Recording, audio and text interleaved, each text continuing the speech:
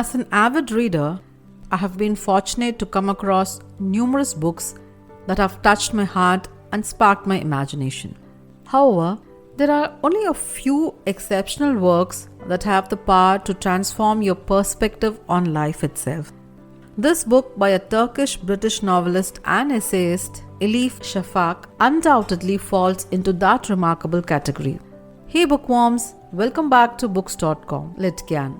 By now, you would have guessed the book. Yes, The 40 Rules of Love.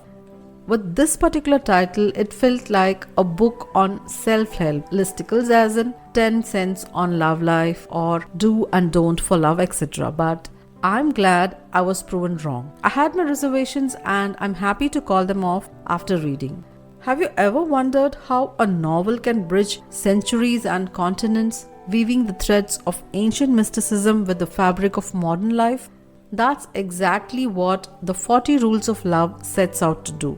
Now, let me quickly get into the summary. Set in two parallel narratives, the novel alternates between the 13th century and the present day. The first half of the book talks about Ella. Ella Rubinstein is a housewife living in the suburbs of Massachusetts, leading a seemingly perfect but loveless life with a cheating husband and no identity of her own. As a modern woman facing existential questions, Ella's character serves as a bridge between the two narratives. She gets a chance to break her monotony when she's assigned to review a manuscript named Sweet Blasphemy, written by a maverick Sufi, Aziz Zahara. It is based on the teachings of Shams of Tabriz and his companionship with the celebrated poet Rumi. Sweet Blasphemy runs in parallel to that of Ella and Aziz. Ella begins some correspondence with the writer of the book and he makes her realize what she has always been missing in her entire life, especially love and the ability to live in the present without the fear of the future. But will this realization liberate her or completely shake the foundations of her world? Just as what happened with Rumi when he met Shams is what we are to discover. This weaves an enchanting tapestry of love, spirituality, and self-discovery. In the second half, in the 13th century, we are introduced to the mesmerizing tale of the wandering dervish Shams of Tabriz and the renowned poet Jalaluddin Rumi. Shams, from childhood, having many unsolved questions, leaves his house in search of answers and becomes a dervish. Being with nature, wandering different places and meeting spiritually skilled people benefits him with mystical powers. As it's destined, Shams visits Konya to see his to-be soulmate Rumi. Shams wants to hand over his ocean of knowledge to him, and similarly Rumi, with many uncertainties and doubts, wants Shams to be his mentor. They spend hours, days, months in aloofness and finally a scholar becomes a soulful Sufi poet. Miss Ella always fights with her husband since he stays out late and never spares time for her. And to understand love, she goes on reading this novel and begins to gather knowledge about love. As Ella delves into the captivating story of love between Shams and Rumi, she finds herself drawn to the Sufi mysticism and the 40 rules that transcend time and culture. Ella's transformation is deeply intertwined with the ancient tale, creating a powerful connection between the past and present. She sends emails to Aziz for more information, and through the very process, there emerges a loving environment among both of them. After their meeting, Ella asks Aziz to take her with him, and she never thinks about the family she left behind. To Ella's luck, Aziz dies and she remains alone, but never dares to step back to the previous family. The other story, Shams of Tabriz, a religious person, is hated by many people because of his Sufism. He goes to Konya and finds a Maulana who is already a great scholar, that is Rumi. However, Rumi gets much knowledge from Shams of Tabriz and he loves him more than his children. Rumi has a son, Aladdin. He doesn't like Shams of Tabriz because he's a Sufi. But Rumi loves Shams and without him, he finds himself useless. He almost forgets his family in the company of Shams. Because of this encounter, Rumi was transformed into a committed mystic and a passionate poet, advocate of love and originator of the ecstatic dance of the whirling dervishes known as Sama. After all, if we are the same person before and after we loved, that means we haven't loved enough. Rumi's poetry and teachings continue to resonate even today. Their bond and philosophical discussions form the foundation of the 40 rules of love, which are not only relevant in their time but continue to resonate with readers today.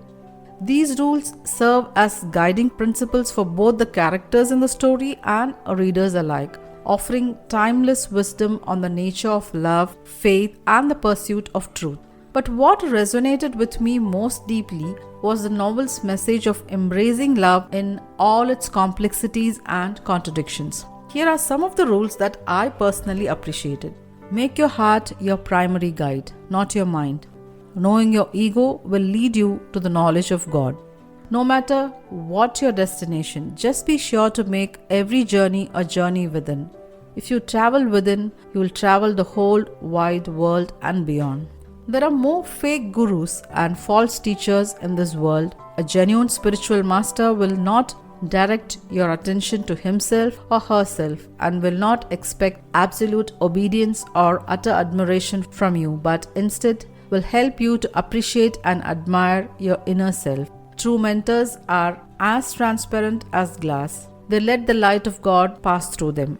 Every human being is a work in progress that is slowly but inexorably moving towards perfection. We are each an unfinished work of art, both waiting and striving to be completed. It's easy to love a perfect God, unblemished and infallible that He is. What is far more difficult is to love fellow human being with all their imperfections and defects. Fret not where the road will take you. Instead, concentrate on the first step. That's the hardest part, and that's what you're responsible for. Don't go with the flow, be the flow. Whatever you speak, good or evil, will somehow come back to you.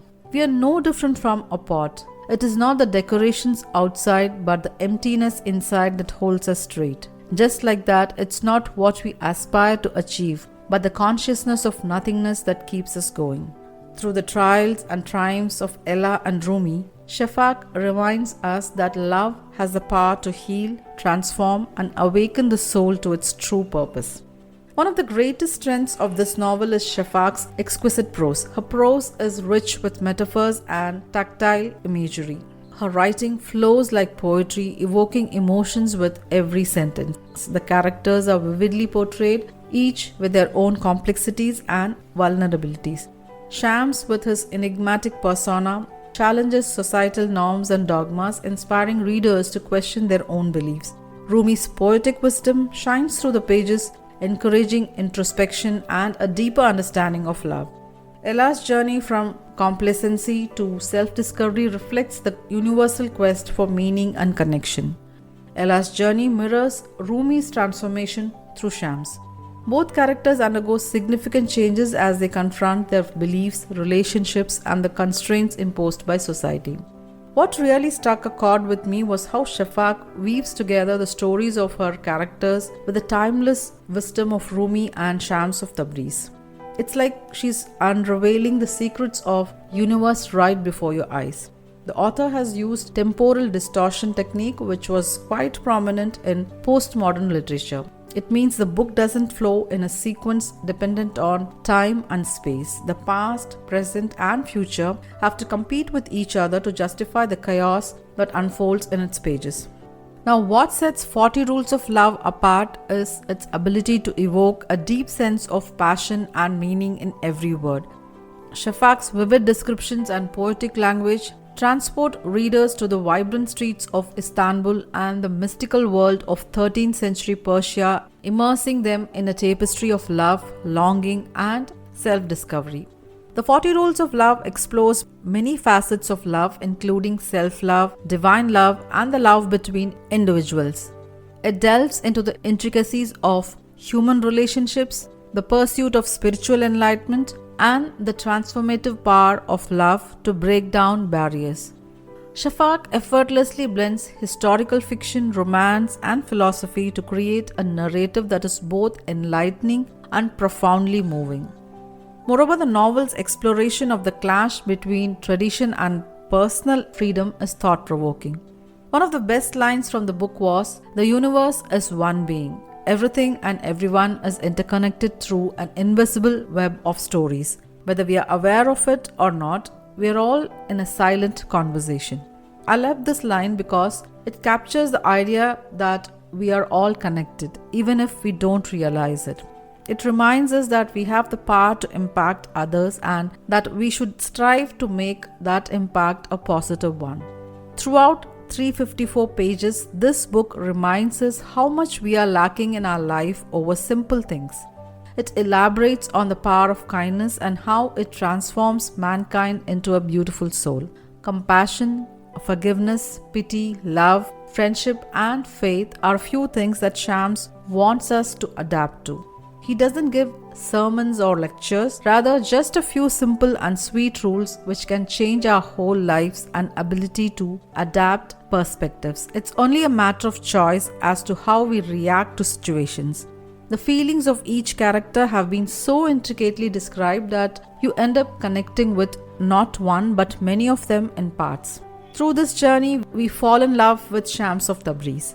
His rules of love make you ponder about your existence and manage to change your outlook in the softest way possible. Here is yet another example. The midwife knows that when there is no pain, the way for baby cannot be opened and mother cannot give birth. Likewise, for a new self to be born, hardship is necessary. We often assume that only partners and spouses can be soulmates, but Shams and Rumi's relationship broke all the stereotypes. Their bond showed how friends can also be soulmates. One more thing that amazed me is that the present is written in the past tense and the past is written in the present tense. The 40 in the 40 Rules of Love itself says a lot about the intertextuality of the book. For the starters, Ella has lived 40 years of her life when we meet her in the book. Rumi spends 40 days in the confinement pondering over 40 rules of love. In short, 40 is the blood and sweat that Ella, Rumi and Shams of Tabriz endure to attain spiritual enlightenment. I noticed an ambiguity in Shams' characterization.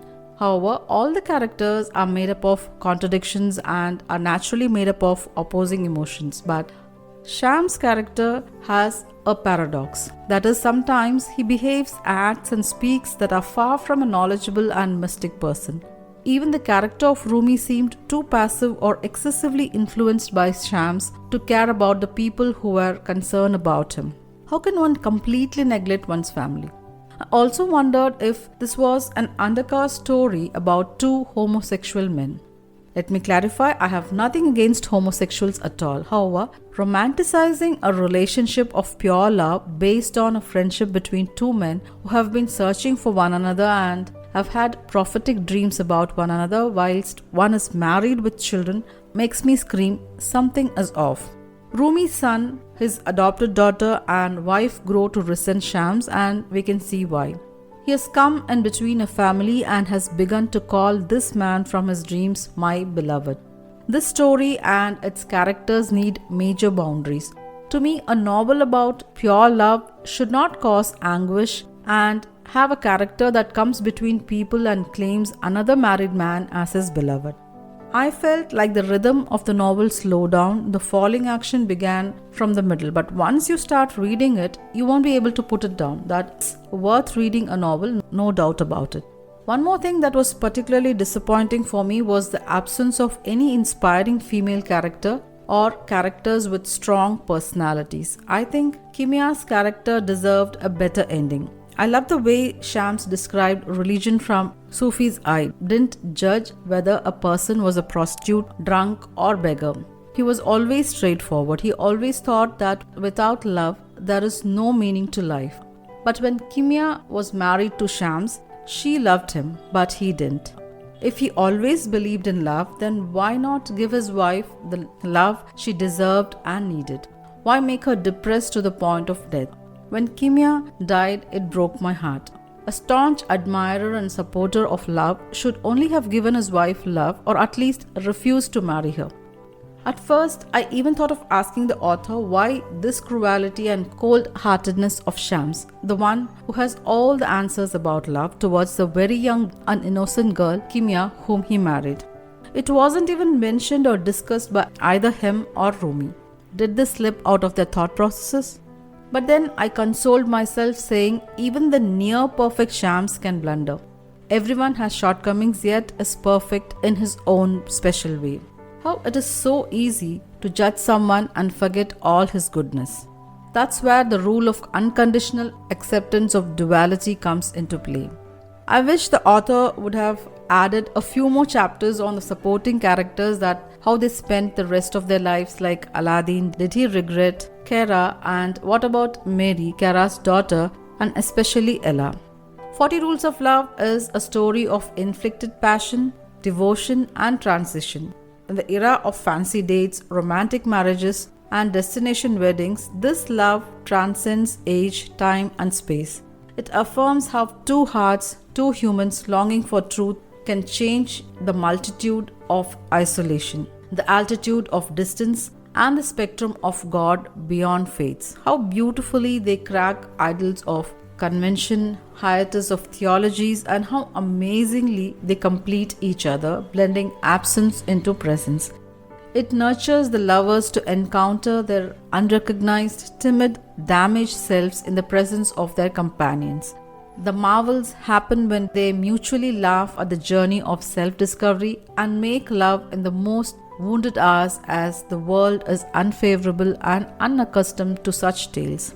It crosses the borders of shame, self-indulgence, and honor. It's an analogy of truth, passion, and surrender. In conclusion, 40 Rules of Love is more than just a novel. It's a profound meditation on the essence of love and the eternal quest for meaning and connection. It explores various dimensions of love, romantic, platonic, and divine. Shafak emphasizes that love is a transformative force that can lead individuals to a deeper understanding of themselves and the universe. Just as Hesi's Siddhartha is a mystical introduction to Buddhism, so is this novel a view into Sufi mysticism.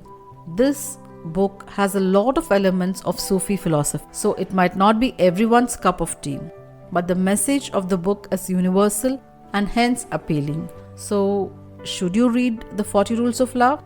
If you're looking for a story that's both a balm and a prod, that challenges and soothes, then yes, absolutely. It's not perfect, but it's deeply human. Overall, I would highly recommend this book to anyone looking for a thought-provoking and inspiring read. The language is easy to understand, but the concepts are deep and meaningful. It's a book that will stay with you long after you're finished reading it. Hope you liked my review. Let me know if you have read this book and what are your thoughts about it in the comments.